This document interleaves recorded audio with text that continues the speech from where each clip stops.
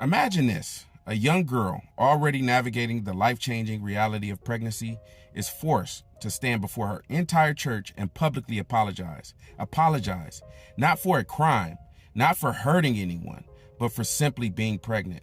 This isn't fiction. This happened recently in Virginia. And it's not just an isolated incident. It's the latest chapter in a long history of shame, control, and harm inflicted on women, particularly Black women, under the guise of so-called morality.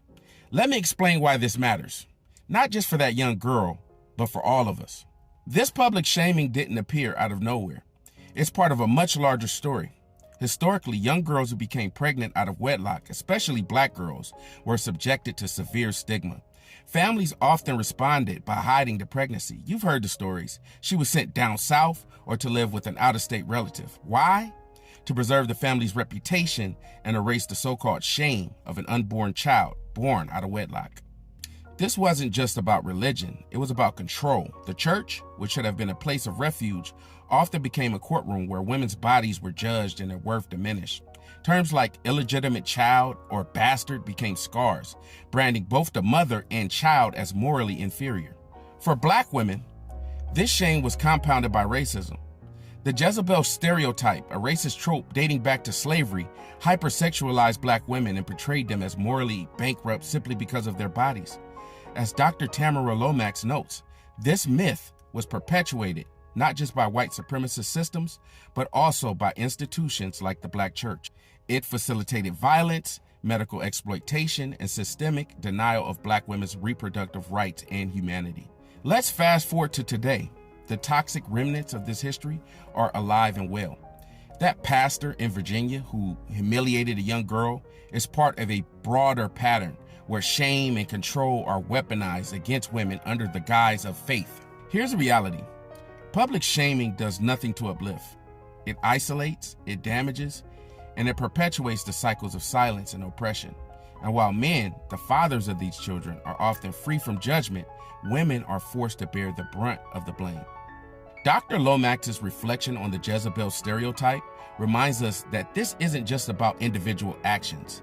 It's a systemic issue rooted in white supremacy and what she calls aspirational Black capitalist patriarchy. So, let's talk about the role of the church. For many, the Black church has been a symbol of resilience and social justice, but we cannot ignore its complicity in perpetuating harmful ideologies about sex, gender, and morality. Dr. Lomax's reflection on the Jezebel stereotype reminds us that this isn't just about individual actions. It's a systemic issue rooted in white supremacy and what she calls aspirational Black capitalist patriarchy, a structure that prioritized the power of cisgender Black men while marginalizing and policing Black women and girls.